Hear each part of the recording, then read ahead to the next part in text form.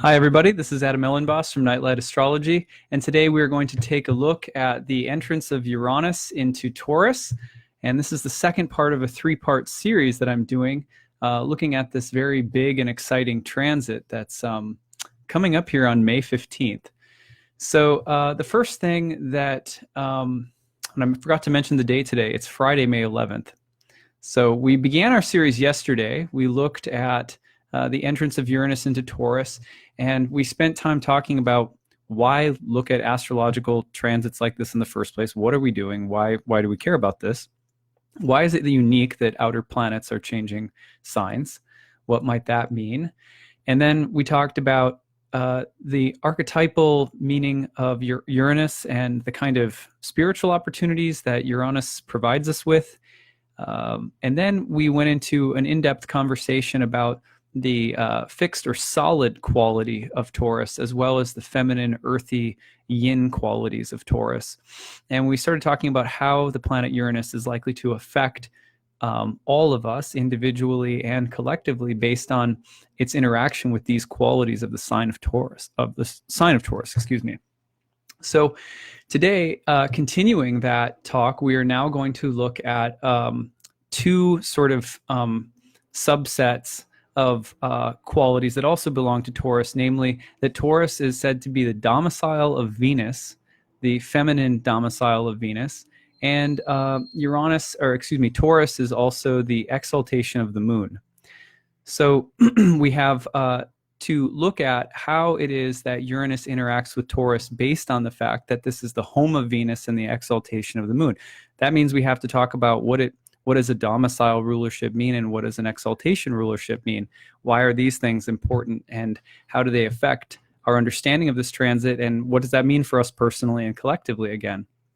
Then we also need to take a look at how planets and signs interact in a general sense, just a quick review of that. And we have to, when we do that, the reason that we're doing that is so that we can understand how Uranus inflects itself on lunar and Venetian qualities within the sign of Taurus, but also how do the moon and Venus sort of inflect themselves upon Uranian qualities? So how do they kind of commingle, in other words? Last but not least, we're going to talk about the fixed axis in the birth chart. So for everybody, Uranus is not only entering the sign of Taurus, but also starting to activate all of the fixed signs in your birth chart, and especially planets in your birth chart. So we're just going to talk a little bit about what that might mean and how to look at that in your own chart, how to make sense of that. So that's our agenda for today. It's a beautiful day out. It's a super Taurian day here in just outside of DC. So I hope it's nice where you are. And it's a nice Taurian day to talk about all of this. Remember, on the 15th, in just 4 days, we have a new moon and the entrance of Uranus into Taurus. And that's what we're talking about. That's what we're interested in. That's the point of this series. It's a significant transit, as we mentioned in the first part of the series, because Uranus only changes signs every 7+ years. So that means that it's a rare transit. And when planets change signs in ancient astrology, they change houses in your chart, which means that a whole new set of topics, not just a new kind of planetary sign combination is expressing itself, but really a whole new set of topics in your life and a new kind of karmic process is beginning. And we talked yesterday about how this means two things. One, certain kinds of karmic, destined lessons, events, and orchestrated karmic activities are about to blossom in the garden of your life. That's part of every transit. But there's also the sense that every transit is also an influence or a kind of weather sphere, and our choices, our free will, is also proactively trying to work toward our spiritual development and growth and enlightenment. And so we look at these transits both in order to understand the kinds of karma that's blossoming in our life so that we can accept that karma with equanimity and peace, but also, which means we're not studying these things to get too interested in, oh, what's going to happen to me? Will I get this? Will this bad thing happen? We're not trying to flip out about it. But then the other activity that we're doing is trying to say, oh, how is this weather? What is this weather like? What should I expect? And then proactively, how do I avoid bad reactions, basically? So how do I intelligently navigate this season of life?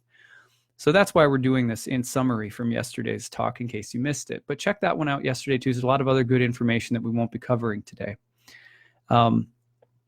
Okay, yeah, a Taurus moon and Venus. Nice to see that. Yeah, this will be very applicable for you then. Okay, so let's get into it. First of all, the two things that we're looking at today are the fact that Uranus is moving into the domicile or rulership of Venus, and the exaltation of the moon. Okay, so what do these designations mean? In astrology, when you first start studying, a lot of the times, the way that you learn about planetary rulerships is as simple as a memorization key. Just memorize these.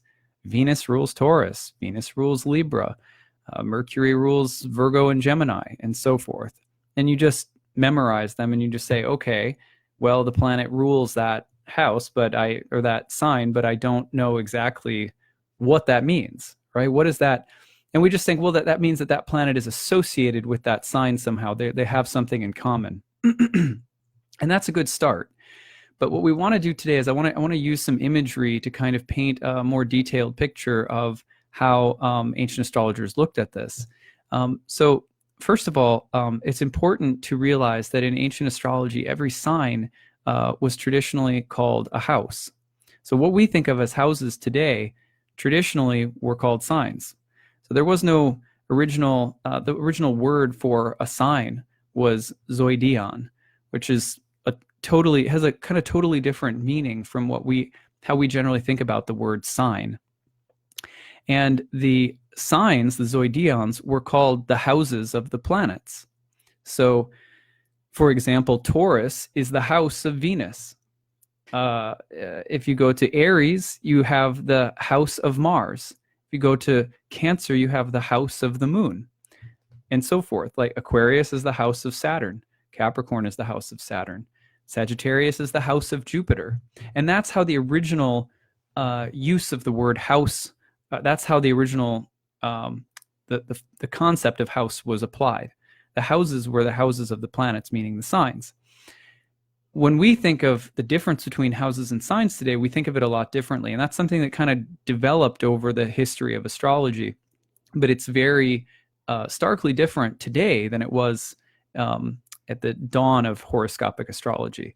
Now, but it's important to go back to our roots so that we can really understand concepts and we know how to use them more intelligently. So we're going to talk about that for a minute before we get into this.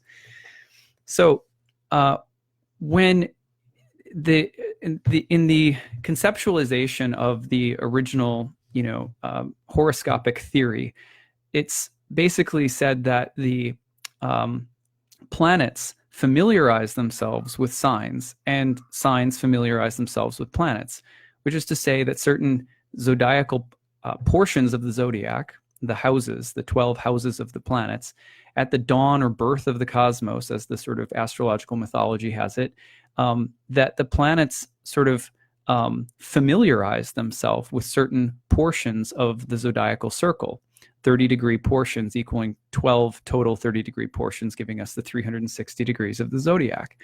So in that familiarization process, let's say with Venus and Taurus, Venus basically finds herself at home in the sign of the bull. And that portion of that 30-degree mathematical portion of the bull, which is not specifically correlated in tropical astrology with the constellation of the bull, it's just sort of a sign marker that associates with that mathematical portion of the ecliptic. But nonetheless, Venus sort of familiarizes itself with Taurus, with the bull. And the bull familiarizes itself with Venus. So the word familiarize is like to make like home, to make like family. And so that's where we get, and the word domicile, if you've ever watched Winnie the Pooh, when Winnie the Pooh is stuck in the entryway to Rabbit's home, something I'm very familiar with, watching it with my daughter, Owl comes along and says, it appears that there is an obstruction to Rabbit's domicile. And it's an old way of sort of old-fashioned way of saying his home. So the domiciles of the planets, I like to use the word home, the home or the temple, because both the word home or temple are also closer to the original meaning of the word zoidion. Zoidion meant something like, in Greek, meant like the seat of a god, the image or an icon, the seat of a god or the space of a living being. It has a connection to the domicile, though, of a living force or being. And so the signs should really be thought of as the homes or temples, the home temples of the planets. So it's a really simple way of thinking about it, but it really helps kind of shift your perception about how the signs are actually behaving.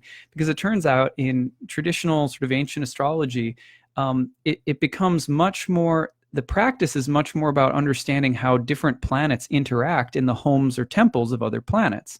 So what does it mean that Mars is in Venus's home temple? Or what does it mean that Saturn is hanging out in in Jupiter's home temple of Pisces or something like that?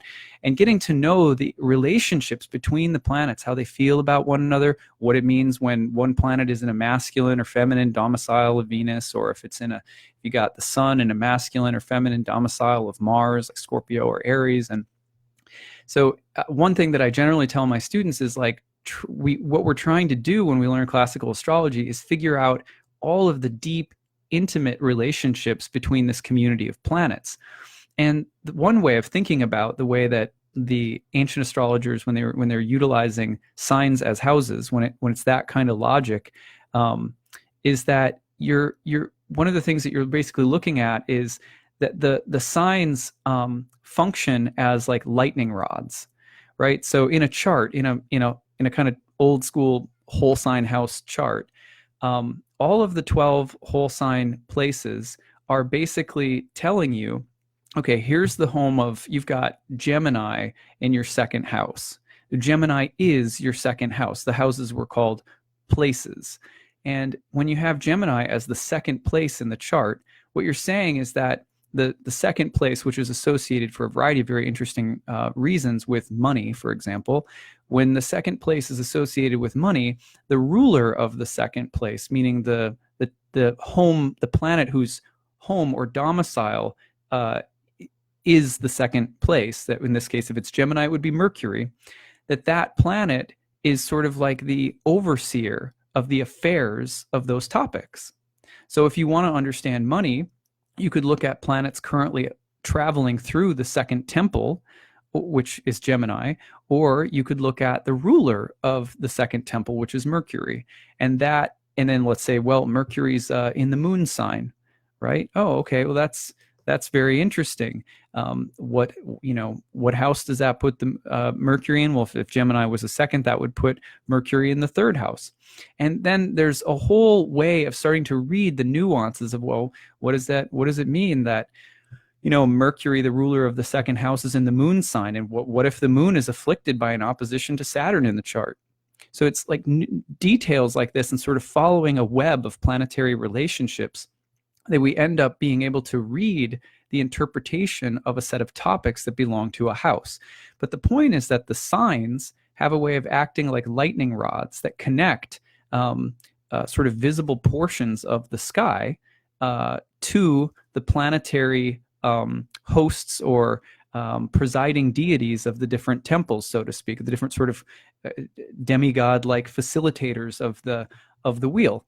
So in other words, one more way of reconceptualizing it is that signs tell us about which planets to look at in interaction with other planets vis-a-vis the signs and houses. And they connect them. They connect heaven to earth. They connect the gods and their vis-a-vis their homes and the occupation that the homes have at some portion in the sky. And that kind of map gives us the correct pathway or thread to follow to make an interpretation. Okay, so I apologize if that's a little sloppy, but that's the best I can do at the moment. So that's a good way of thinking about it, just for starters. So then what you have to do is, again, going back to this idea that at the dawn of the cosmos, the signs familiarize themselves with the certain planets, and planets familiarize themselves with certain signs. The language of ancient astrology is really beautiful and sophisticated in terms of how that all pans out. So, for example, every Venus-ruled sign, Libra, and the two Venus-ruled signs, Libra and Taurus, there's one masculine, Libra, the masculine air sign, and Taurus, the feminine earth sign. They're opposite domiciles, the temples directly across the wheel from them, have a 180-degree straight line opposition, are Mars's signs. So those are the signs of Aries for Libra and Scorpio for Taurus, which means that there is a natural kind of archetypal tension between Venus and Mars. And the language of the dignities helps you to understand, when you study the dignities really carefully, what starts to emerge is an understanding about how the archetypes relate to one another. And it's very diverse and intricate and beautiful. So sometimes modern astrologers will really sort of denounce the language of essential dignities for some good reasons, but sometimes out of a certain level of ignorance about what they really are. Essential dignities give us the tools to understand very elaborate webs of archetypal meanings and relations. And we have to understand those in order to make an accurate read on what's happening in a person's life or soul or some sphere of karmic activity in their life. So we really have to know those things. And again, the language of dignities gives us the tools to do so. So that's my pitch for you, to like learn it and don't dismiss it. Sometimes people, one of the main reasons that people dismiss the dignities is because it sounds really prescriptive. For example, oh, Venus in Taurus is in her rulership, but Venus in Scorpio is in her detriment. Well, nobody wants to hear that Venus is, in your chart, like, oh, I've got a detrimental Venus, like nobody wants to hear that, understandably, because it starts sounding like, well, I'm locked into some kind of bad thing. And all of us, I think intuitively, instinctually, we say to ourselves, well, I can make something good out of anything, with grace, with intelligence, with surrender, with prayer, with our spiritual life. We rightly have the idea that that everything is, in a sense, a gift, a blessing, that there's deep meaning in everything, that there's multivalence, that symbols are more than just one thing. And so sometimes people make the mistake of jumping to the conclusion that, well, ancient astrologers must not have been aware of that. See, they were more narrow-minded. It was primitive thinking. It wasn't as evolved. They didn't have acid yet, or, whatever. They didn't have their LSD, or, something like that. But this is all, in my humble opinion, this is all very mistaken, because when you read the ancient manuscripts, we're going to take a look in a moment at Rhetorius today. When you read the ancient manuscripts, they're very clear about this very sophisticated, nuanced, and very flexible understanding of planetary archetypes. So we need to learn how to appreciate the dignities and understand that they are inherently flexible. You have to know how to read them. And most people who judge them and say, well, they're just really prescriptive categories or whatever, A, they're probably rightly turned off by the language again, but B, they usually most of the time don't actually have a good understanding of what dignities are and how they work, and how to use them in a sensitive manner. So at any rate, all right, so what does it mean that Uranus is entering the domicile of Venus? Well, this is one of the two signs, as we said, that Venus rules. That means it's her home hangout. So let's just listen to this. This is a section from Rhetorius the Egyptian, his astrological compendium containing his explanation and narration of the whole art of astrology. And this is a translation from James Holden, but there's another good one from Robert Schmidt. I've drawn on both in kind of my own studies. So there's a section called The Oppositions of the Stars. For what reasons are the domiciles of the sun and the moon opposite to the domiciles of Saturn? That is, Cancer is opposite the domicile of Saturn in Capricorn, and Leo is opposite the domicile of Saturn in Aquarius. He says, we say that the sun and the moon are the luminaries of the world, but Saturn is the lord of darkness. Then always it is the light opposite to the darkness and the darkness to the light. So he goes through all of them like this. And I'm not going to go through all of them. I just wanted to give you a sample. He's explaining the inner logic of why these signs / houses of the planets oppose one another. And that gives us a deep kind of skeleton key to understanding interactions of planets. Okay, so here it is. Again, for what reason are the domiciles of Mars opposed to the domiciles of Venus? We say that Venus is the ruler of all desire and enjoyment and pleasure, but Mars of all fear and war and anger. Always then are enjoyment and longing and pleasure opposed to dread, irascibility, and hostility. Yeah. So at any rate, he goes on too. But those are some very basic explanations about the domiciles. So what's really interesting, and the reason I decided to read that, is because Uranus is moving from a Mars-ruled sign in Aries into a Venus-ruled sign in Taurus, which means Uranus's mood is about to switch within the kind of archetypal tension between Venus and Mars that Rhetorius is pointing out, and that's always embodied whenever any planet enters one of Venus's or Mars's domiciles. In other words, you can't talk about Venus without talking about Mars. You have Venus and Taurus, and someone might say, well, that's really great. But Venus and Taurus will always inherently have its shadow side as Scorpio and Mars. So that dynamic is, and that's why Venus is said to be in her exile when she's in Scorpio's temple. So Uranus leaving a fiery Mars-ruled masculine sign into an earthy feminine Venus-ruled sign is a kind of 180. And so we have to understand first, what does Venus signify, so we can understand, and what does Mars signify, so we can understand that tension. Generally speaking, some of the things that you can look at are that Venus represents friendship, Venus represents harmony, Venus represents taking unlike things and bringing them together, so harmonizing. Venus is cleanliness, and is associated traditionally with the priestly class, insofar as the priestly class is concerned with the dignity of the altar, the liturgy, the cleanliness of the temple, and so forth. And then, but you also have Venus interested in lusty, passionate, desirous things, eating too much, consuming too much, having, going overboard with the sensual pleasures, basically. You also have Venus as beauty and art and sensuality and romance and all of those good things. And there's much more we could say about it. People have written, obviously, entire books about the archetypal landscape of Venus. In tension with Mars, both because this is going to engage Scorpio, the opposite sign, but also because we're switching from Aries, Mars-ruled sign, into Taurus. We also have this very interesting qualities of Mars to think about, which involve, let's get the hard ones out of the way. Mars, called the lesser malefic, traditionally, which means basically evildoer, and is not the most, often not the planet that we like the most, because it brings irascibility, inflammation, irritation, hostility, confrontation, warfare, battle, etc.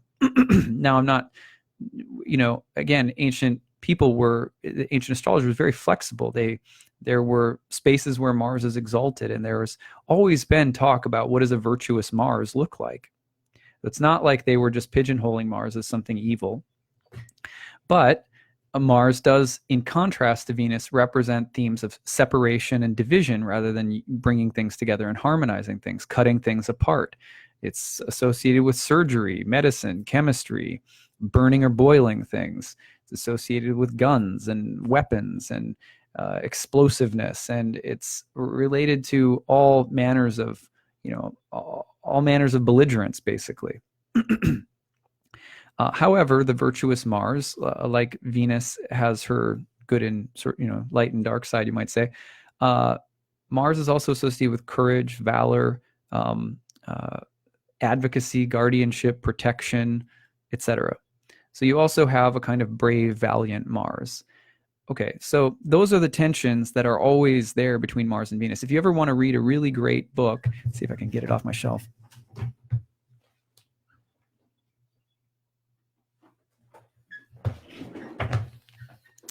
Written by an Aries, of course.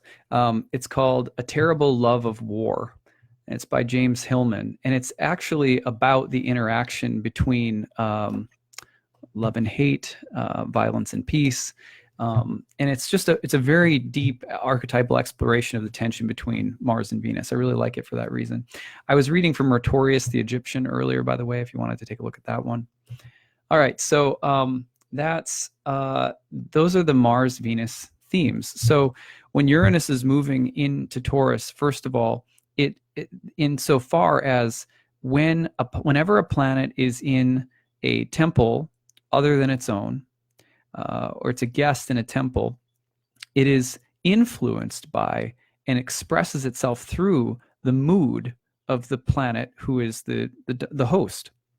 So when Uranus, we're going to talk from a little bit later about why Uranus doesn't have, in my opinion, a home of its own, a sign of its own.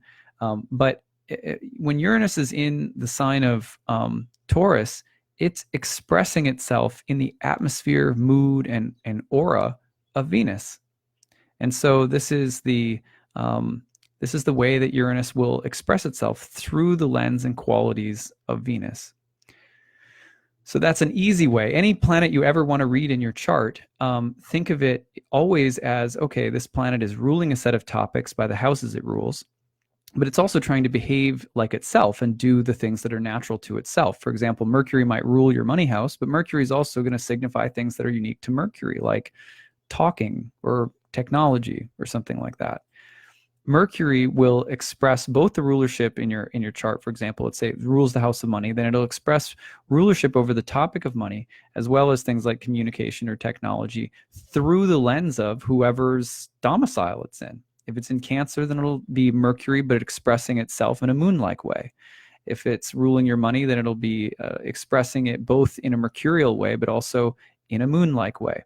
So for example, I'm using the example from my own chart. I have Gemini in my second house, and I have the ruler is Mercury in the third house in Cancer.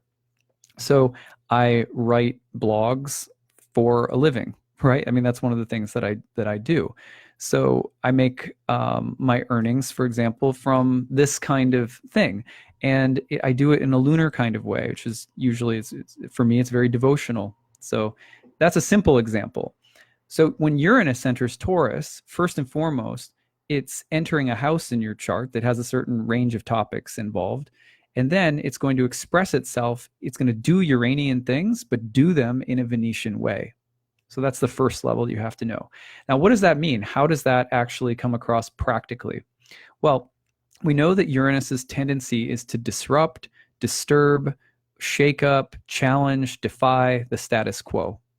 Wherever there is regularity, we talked about that yesterday, wherever there is a status quo, Uranus tends to shake it up. It says, let's do things differently. I want to do it my way, or this isn't free enough, or I feel constricted, or I feel like I want some progress or something new or something different. So Uranus is very rebellious in that way and potentially very disruptive and can kind of shock and awaken us to something new sometimes in a rather violent or rapid and sudden manner.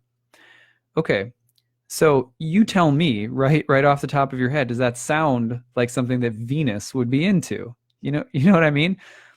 Harmony, friendship, peace, romance, beauty, enjoyment. I'm not saying that they can't coexist. In some way, that's the challenge of this transit, to figure out how they can coexist. But, that's not those, like, Venus and Uranus are challenging for one another. If you've ever had Uranus square to Venus in a transit in your chart, or opposite Venus, or, something like that, you'll often find that you are going through a kind of a revolution, let's say, of your aesthetic, your appearance in the world, your style, your dress. And Venus is concerned with what people think because it wants to harmonize. It might have its own unique style. Venus can definitely have her own unique style, right? But she's concerned with being liked and enjoyed and so forth. So when Uranus squares Venus in your chart, it's like, I'm going to shave my head. I don't quote unquote, I don't give a damn what people think about how I look. You know what I mean? And there's some Venus positions in the birth chart that are like that, like Venus going through certain signs might be a little bit more like that. For example, I've met lots of Venus in, Aries women, for example, who are not afraid to go, let's say they have a real executive function. They're hard workers, and they're kind of working in that quote unquote man's world, and they're not afraid to just dress like an alpha, so to speak. Or they're not, a Venus in Aries might be not afraid to go out in public in your gym wear or whatever. These are super stereotypes, so forgive me, but you get the basic idea. There's a kind of Mars-like quality, and Venus in Aries can sometimes just be like, screw it, I don't care what people think, because there's kind of a punch behind it. So that's just an example. So Venus can do this in other signs too. It's not like Uranus is the only one that can make Venus shave her head, but you know what I mean? But Uranus squared Venus or opposite Venus isn't as concerned with harmony, right, as Venus naturally would be in the sign of Taurus. So or in any most signs.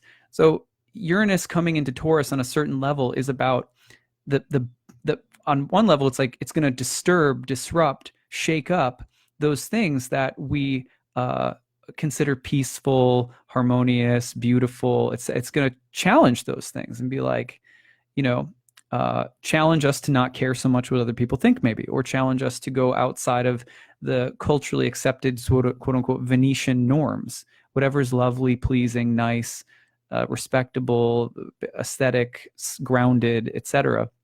Venus will just, in a sense, Uranus expressing itself through Venus's sign will disrupt and disturb those things. So it's kind of some friction. But on the other hand, Uranus in Venus can come along as the artistic, the aesthetic revolution. You might see new music, new forms of art. You might see new forms of decor or adornment. Venus is always adorning things. Like our clothing really is just adornment for our naked bodies, our naked selves. So similarly, when Venus is born, she's adorned instantly with beautiful items on the foam of the sea. So when Uranus comes in and wants to disrupt Venus, it may not just be about disrupting things that are peaceful, lovely, beautiful, aesthetic, etc., but it may also reflect a revolution or innovation with regard to things that are beautiful, lovely, pleasing, grounded, etc. So, of course, we talked already about the environmental ramifications of it being an Earth sign, so I won't go into those so much like I did yesterday. But the other thing to think about is Uranus in Venus's sign can also pervert, let's say, the dark side of Venus. It can. Venus already has a dark side, right? Venus can be about seduction, temptation, lust. That might look a little bit different for everybody. Everyone's in a different place, walking a different walk, but we all know what it's like to be tempted off from the path by something shiny, And Venus can do that. She's phosphorus. She has that kind of glow to her, and we can be tempted. I was watching this very interesting video yesterday that popped up, and when I looked at CNN, I spend about 2 to 3 minutes per day just looking at CNN to see what's going on. But there was a video that I liked, and it was about phosphorescent algae along the beaches in LA or California or Santa Barbara or something like that. And it was super, super beautiful, right? And I thought about, I had a moment where I thought about how nice it would be to be there. And then I had this thought of like, okay, well, I'm always thinking of being a parent now, and I'm like, oh, I'm with my daughter. She sees shiny stuff in the dark sea, runs toward it, and a rogue wave gets her. You know what I mean? Like, I just go there as a parent. I'm always like kind of in protective mode. It's like you have your heart outside of your chest walking around. I've heard that phrase that used before, and it's really true for me. At any rate, so I was just thinking about, and I was like, oh, how Venetian is that? This glowing stuff, but it was, taking place in a dark sea that could, easily go toward it, and it could easily knock you off your feet, so to speak. At any rate, that's where my my imagination was going there, I guess. But at any rate, that's Venus, though. Venus can be like that, the glowing thing that sweeps us off and takes us right out. People love to hate on Saturn and Mars, but we don't have a deep enough idea about how Venus and Jupiter were also traditionally understood as planets that could just as easily entangle us in the karmic realm. Because guess what? A huge amount of traditional astrologers saw everything in astrology as reflecting nothing more than the fluctuations of the Tao, or the fluctuations of the modes of material nature, just round and round in these karmic cycles, all of which we tend to get lost in. So much of their emphasis, Stoics, Platonists, yogis, was to study this specifically so that we could be aware of how planets act on us in ways that drag us into the ocean through shiny stuff, just generally speaking. But that's sort of quintessentially Venus. Venus can easily take us off through the allure of something that will be very pleasurable, very nice. How many nice things taste good going down but feel awful coming out? And that's what Uranus can do in Venus, in Venus's home sign. Can go into Venus's home sign and start tempting us to believe that all sorts of new, healthy-looking, shiny, nice, pretty-looking things are good for us.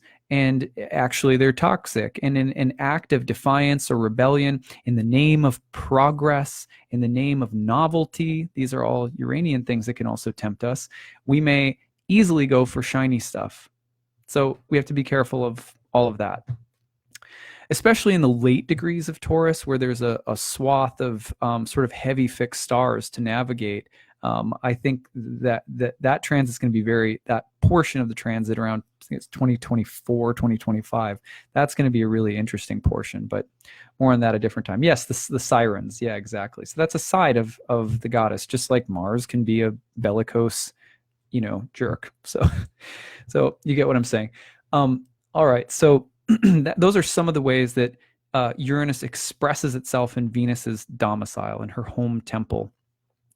Now, similarly, we have Uranus, or excuse me, Taurus is the exaltation of the moon. And so I want to read to you now about exaltations and falls, again from Rhetorius the Egyptian. Having said then all the physical mixtures of the signs, we will come to the causes of the exaltations and falls and the opposites of the stars. For what reason is the sun exalted here, Saturn in its fall there, and Saturn exalted here, and the sun in its fall there? Actually, I'm going to grab a different translation of this one. Hold on.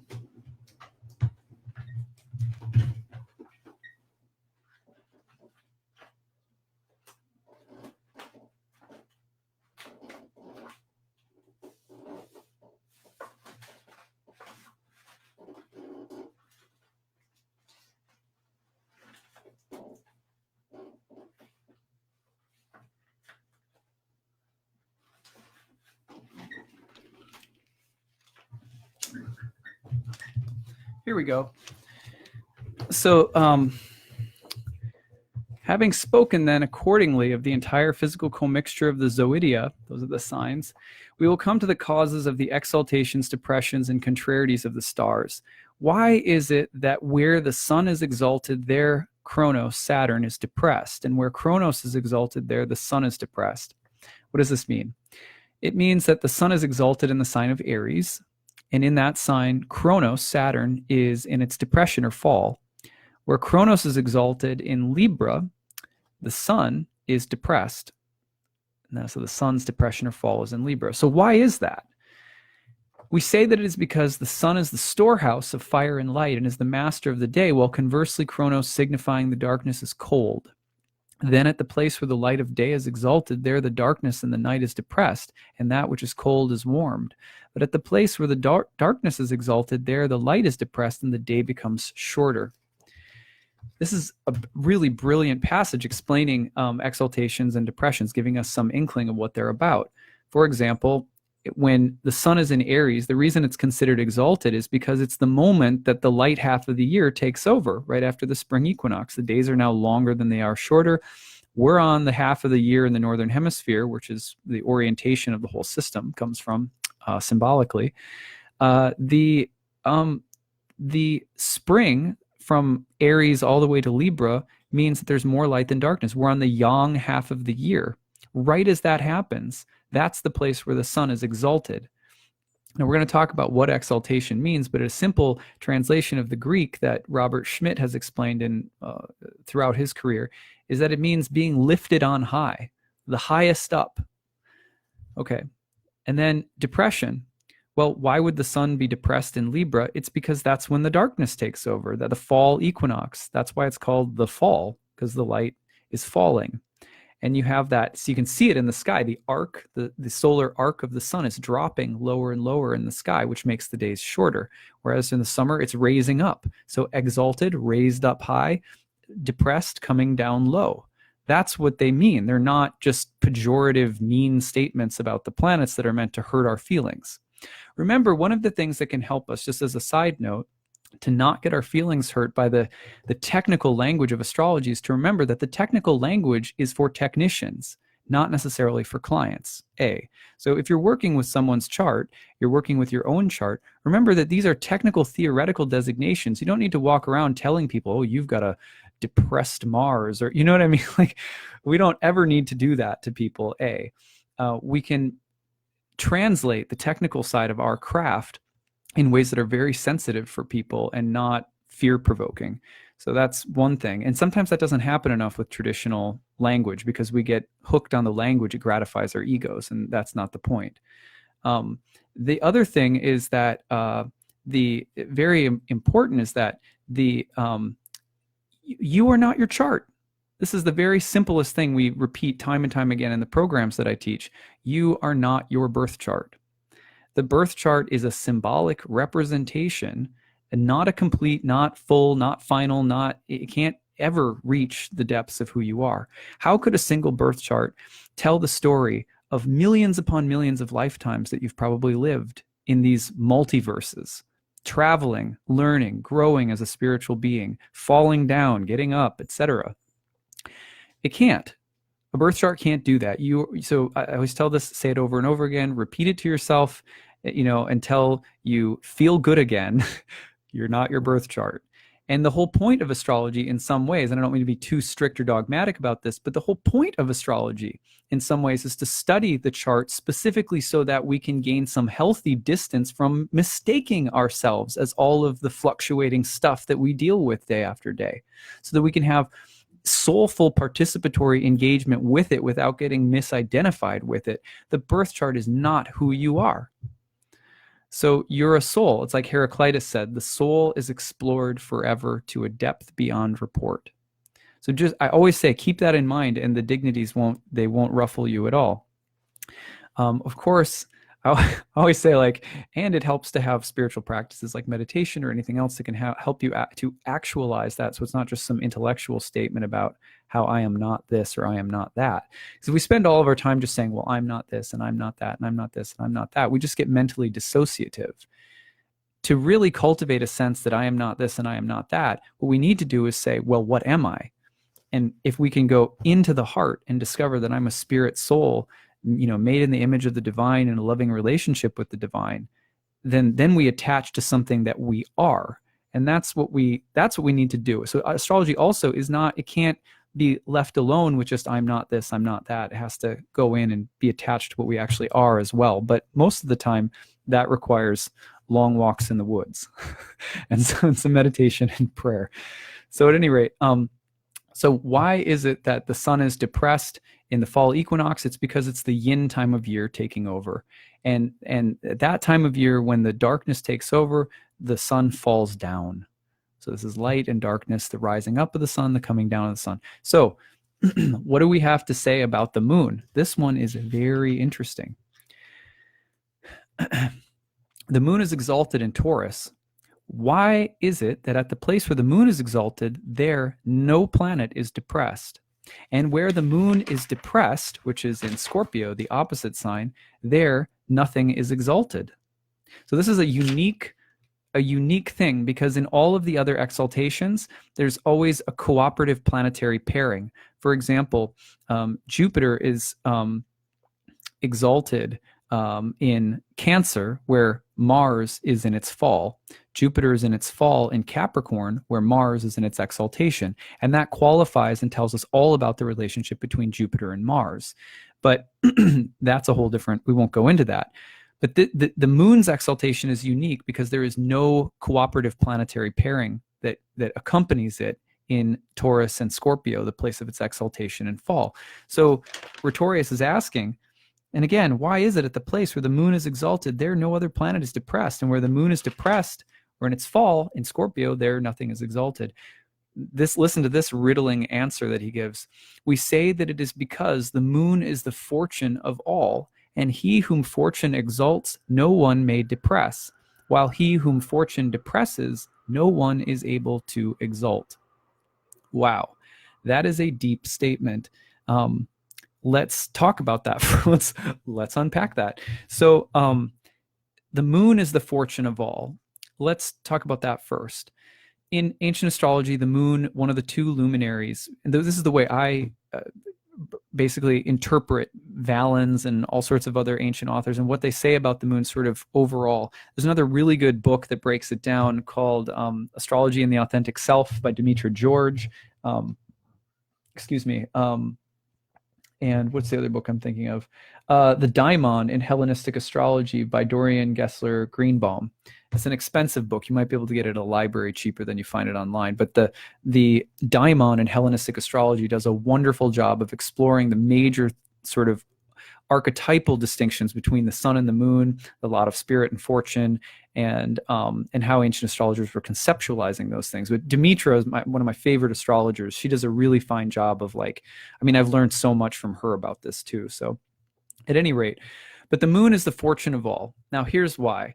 The moon's natural course is to move through the zodiac. It's the fastest of all planets, right? So it demonstrates the most fluctuation and therefore highlights the reality, the metaphysical, spiritual, mystical reality of impermanence, which is the cornerstone of all, great sort of moksha traditions, meaning traditions that are interested in the distinction between the spirit or soul and the body in the material world.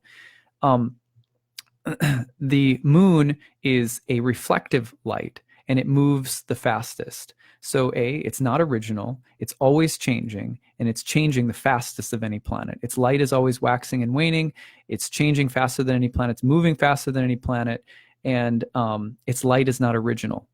Does that not sound like the body?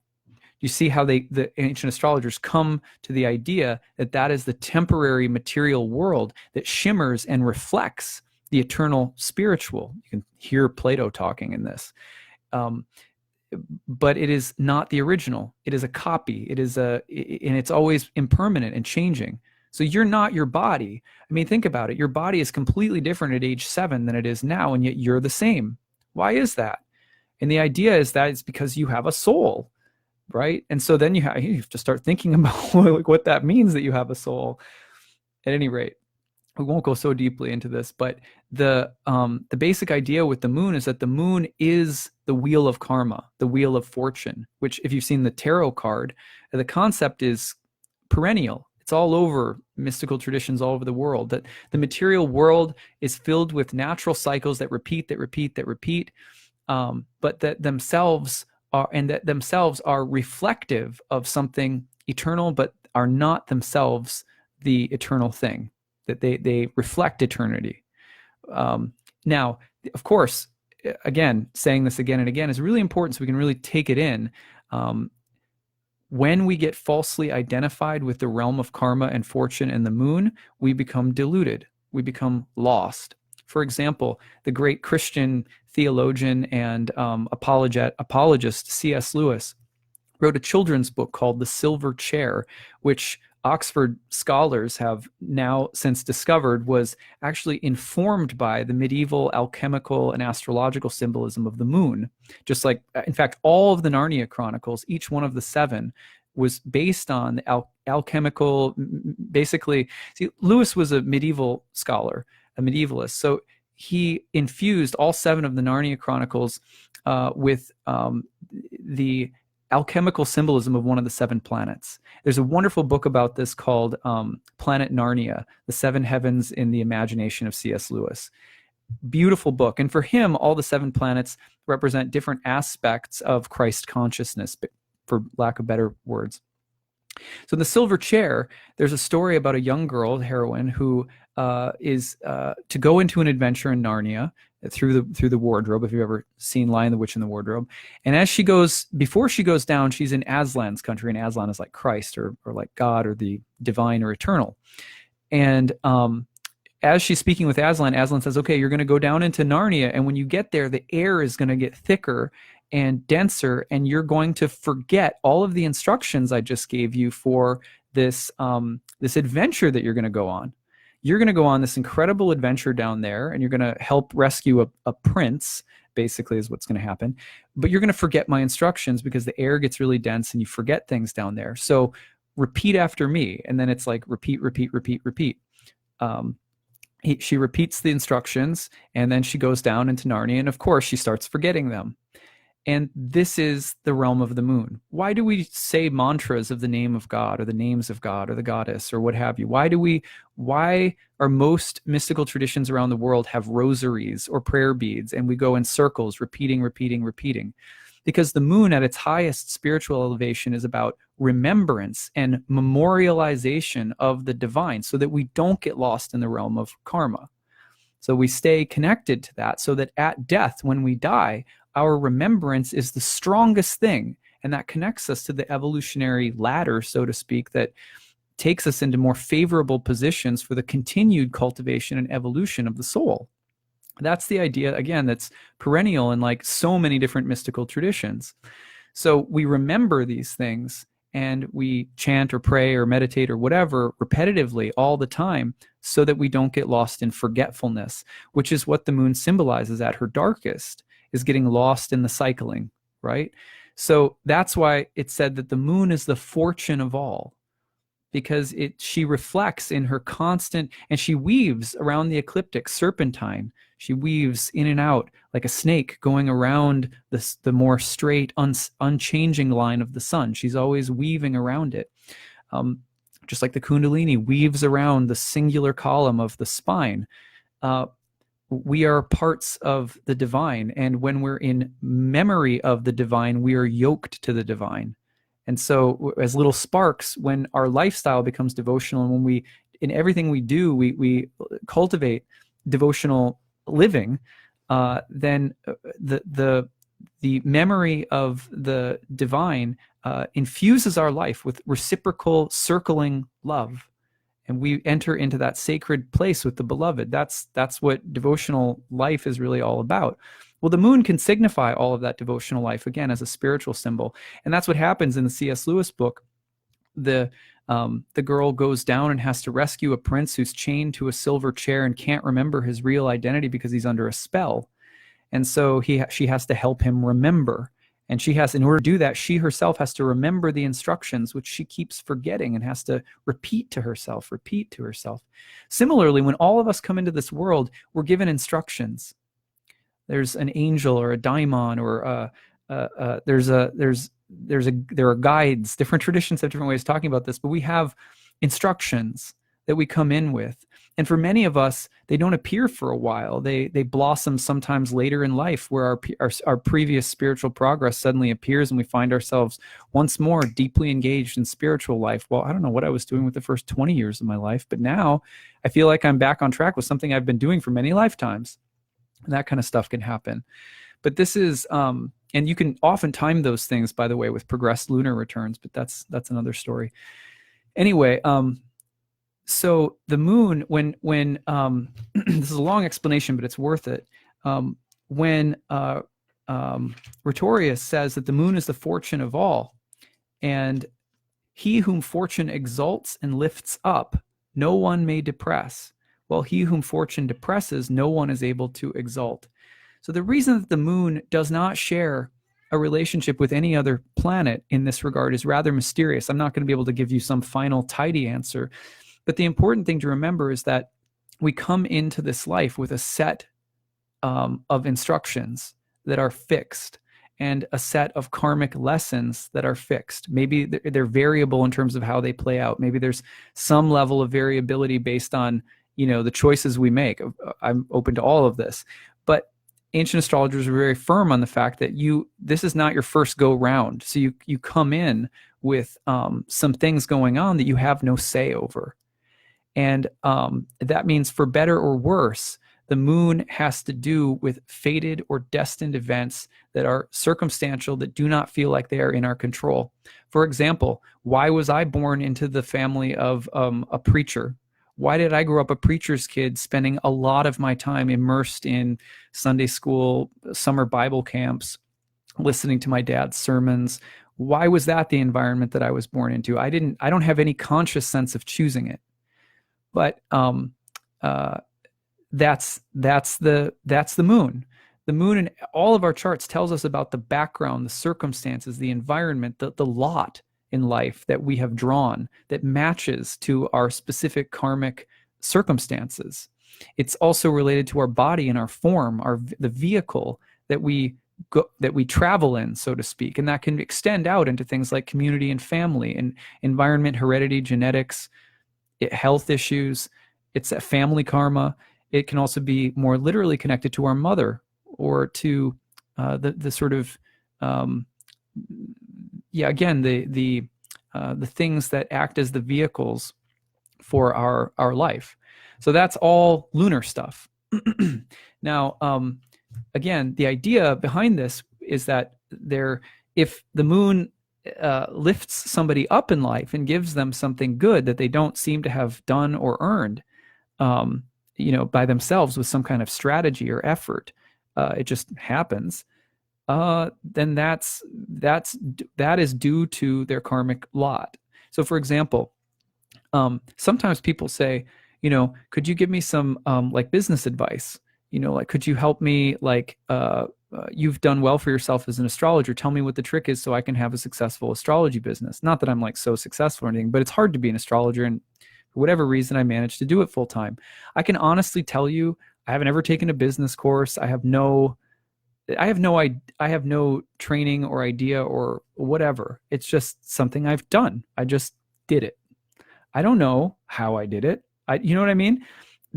So the more I've gone into my career, I just don't answer those kinds of questions, because I realize that some people, quite frankly, it's not their karma to like have a full-time job as an astrologer. It's just not what's going to come. It's not the fruit that's going to grow in the garden. Always give people some advice based on what I know and what I've done kind of more consciously that's worked, I guess, that I think might be repeatable.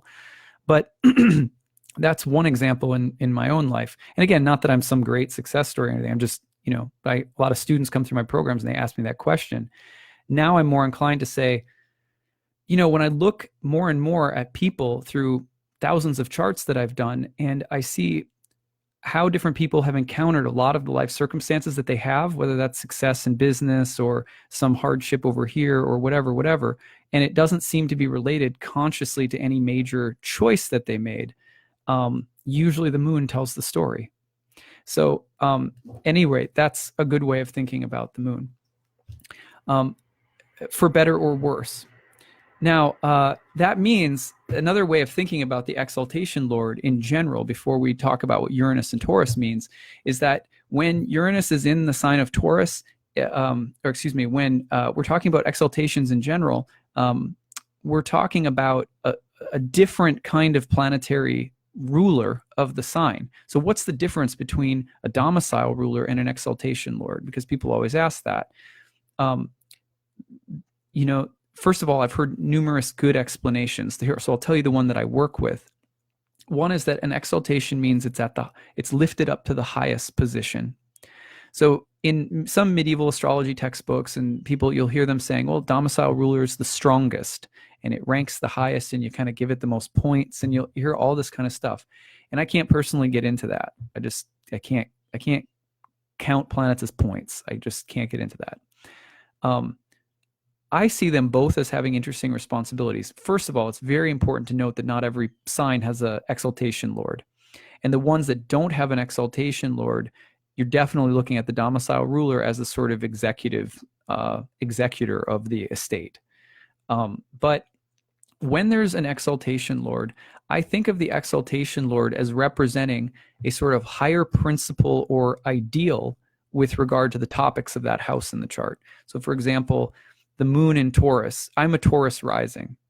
So the moon is the exaltation lord of my first house, which really tells you a lot about me as a person. Well, my exaltation lord is the moon in the 9th house of Capricorn. So I have that. That's the high, lofty ideal of me as a person, is 9th house stuff: astrology, spirituality, religion, foreign countries. You know what I mean? That's the top ideal symbolically. Whereas the domicile ruler is more like the common manager of the house. And for me, being a Taurus rising, that's Venus. So I have Venus and Leo in the 4th house. So people get to know me in a more personable sense, the way that I manage my daily affairs as a person. First house, most personal house of the chart. Very Venus and Leo in the 4th. I'm a family guy. I'm sort of Venus and Leo. I like to make videos where I talk, and stuff like that. This is the stage or whatever. So there's Venus and Leo as a kind of common thing. But if you get to know me and you understand what my loftiest ideal is, sort of who's the CEO of House Adam, like Game of Thrones, like House Tyrell. If you like, what's the banner over House Adam? It's moon in the 9th house, my exaltation lord. So that's the way that I think about them. That's the way that I teach them. So whatever that's worth. Now, what does that mean though when Uranus is entering Taurus and working with the exaltation ruler? So we've taken a long time to get here, but again, I do think it's worth it. So first of all, Uranus in Taurus is talking about as the exaltation lord is the moon, and we know that the moon represents in your chart the highest ideals of that house and those topics. Go to the moon in your chart and you will get a sense that Uranus is going to be challenging, disrupting, changing, revolutionizing whatever the moon is saying in your chart about the house of Taurus, whatever house that might be. So that's a kind of, that might be a little bit more advanced, but look at that. Now, the next thing would be to consider that the moon as the fortune of all, as ruling that web, that sort of biomatrix of your life, sort of the habitat or ecosystem of your life, is going to disrupt it. It's going to disturb it, and it's going to revolutionize it. It's going to awaken and stimulate all of that. Well, again, how does the moon like that? We have to ask that question. How does the moon care for that? Not so great. In a fixed sign like Taurus, the moon likes regularity. The moon is regular. Now, this is kind of a crude example, but I imagine I will grow more acutely aware of this as I have a female dog, wife, and now we'll have 2 daughters. So I'm going to be surrounded by the feminine, right? And I imagine, and as for my sister and other women I've known in my life, that there is nothing that can be as upsetting on some level for a woman than dealing with tremendous irregularity in her cycles. This is just a very basic example, right? But how disturbing is it for women to deal with great irregularity? Over the course of the history of the world, that has got to be one of the biggest annoyances for women, is potentially dealing with being on an irregular cycle, because it's so intimately connected to the sort of biosphere of the feminine form. Now, I'm not suggesting that that's the be-all, end-all of feminine life is your cycle or anything like that. I'm just saying that that's a very basic thing that's connected to the moon, and that the regularity of Taurus and the exaltation of the moon is like that. Cycles, familiarity, comfort, domestic things, cyclical, rhythmic things like the tide coming in and out, but in a very earthy way, in a very grounded way. Those things, nobody wants those things to be disturbed, whether you're a man or a woman, right? So that's another level at which Uranus can be disruptive, and that goes back also to the Earth sign of Taurus and the idea of environmental disruption. So that's just, that's another way of looking at this, that Uranus can disrupt the sort of the ecology, the ecosystem of your life can be disturbed. But it can also be awakened, and we need that, because stagnance in an ecosystem means death. It means stagnance attracts foreign entities into the system that will invade and take over and make you sick, bacteria and so forth. But sometimes those sicknesses come in, viruses come in, and they clean and strengthen immunity. So, there's some level of this, though, that may be very physical, in other words, and very materially disruptive. So that's another thing to think about. Also, Uranus can change your fortune overnight, which means that as the moon rules the fortune of all, this is a natural time where everybody, the exaltation ruler of everybody's chart is the moon, is going to be, you can say, affected by this. And it's the way that it's affected is, in certain seasons in our life, the rhythms and patterns of our karma undergo significant changes. So it's a game changer for the karmic patterns in your life. Now, it seems like we say that about every transit, right? Like, well, this planet entering is going to be a game changer, totally rock your karma or whatever. But Mars is not as quintessentially about the foundational, repetitive, regular karmic patterns of your life as the exaltation of the moon sign is, as an earth sign is, as a fixed earth sign is, a solid earth sign. So you just think about it like that, like more basic foundational level patterns in your life and circumstances that disrupt them are coming. So that's, again, just another way of thinking about it. Okay, so we've gotten through. So those are the good ways. Now, let's say the moon as the dark side of the moon. The dark side of the moon tends to do with forgetting and intoxication and sleep and ignorance and getting lost in the karmic realm. So with Uranus in there, it's very similar to Venus in that the Uranus can provoke the desire to change or rebel or shift our karmic circumstances sort of forcibly, but not necessarily for the sake of enlightenment or liberation, but for the sake of some path of desire. Well, I'd like a whole new system. I'd like a whole new system, so I'm going to try to eradicate the old system. But this new system is just another draft of the same sleeping potion. It's another draft of the same kind of forgetting. So, we have to be careful with that, because this is sort of a defiance that can appear as though we're doing something that's really awake and forward thinking and progressive, but actually the attempt to eradicate some old system in favor of some new system can be very sort of violent and disturbing. We can disturb ecosystems by trying to, in our life, by basically trying to replace them with some fancy new thing. So we have to be careful about all of that. On the other hand, again, Uranus can bring actual, authentic spiritual awakening and shake us loose from patterns that bind us in forgetfulness and awaken us to our real spiritual nature as well. A lot of it is about our karma, but then the other thing that we always have to remember is that it's about our choice. It's about staying aware. What can we do in our lives to stay aware? Well, studying astrology is part of it, but if all we do is study astrology and we don't do anything to be in the constant spirit of remembrance, we'll forget.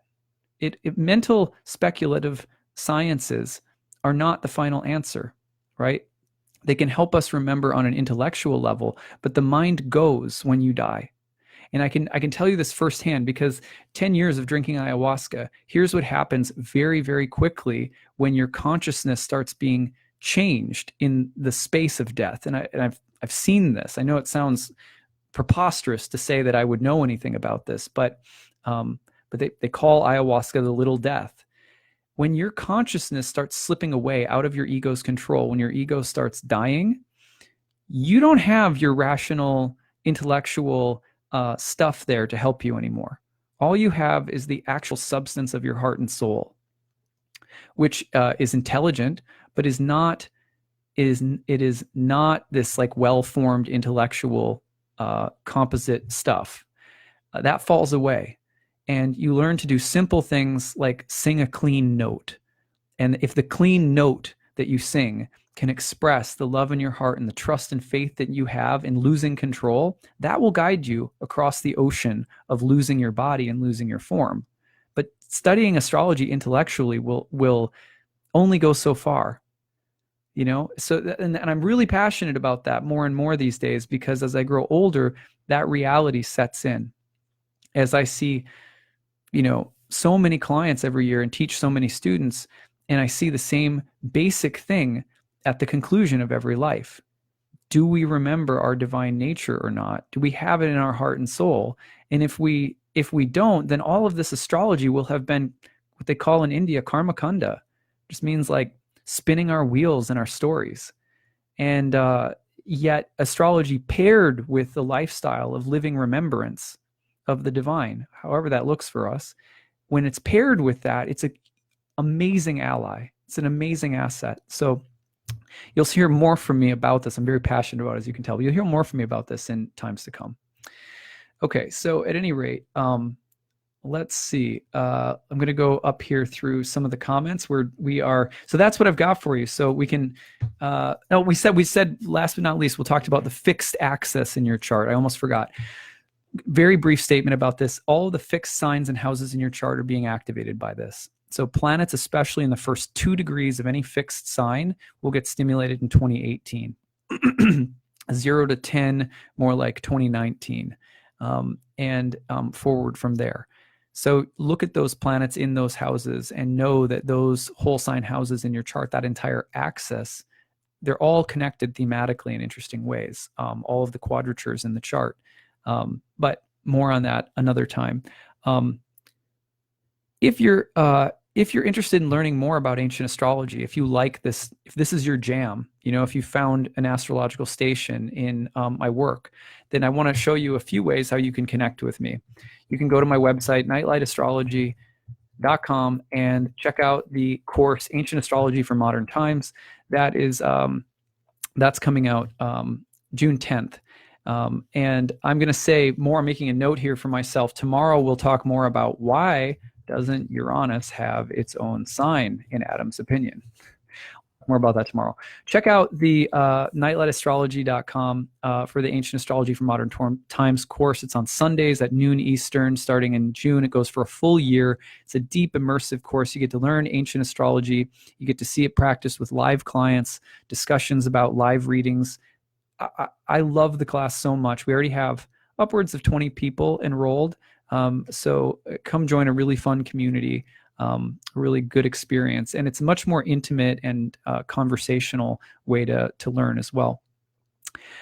If you're interested in a Uranus report, you can also visit my website. Let me just get the correct tab up here. You can visit my website, and there is, I'll put it right in. There is a donate button. If you donate between suggested donation of $40 to $75, and then email me your time, date, and location of birth to nightlightastrology@gmail.com, I will make you a personalized recording talking to you about what Uranus entering Taurus means for you. So that's something I'm doing a lot of them right now, something that'll be good and interesting to listen to throughout the entire year. So yeah, they're just short reports, but and if you can donate within that range, that helps for people who can't donate as much. So yeah, so that's it. Thank you guys for being here. Let's see. Oh, there are some questions. I'm going to look back really quick here, but if you have to go, just going to answer a few questions now.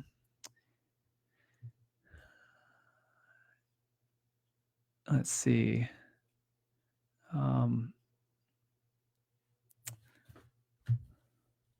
You talk a bit about Uranus conjuncting a natal moon. Yeah. I mean,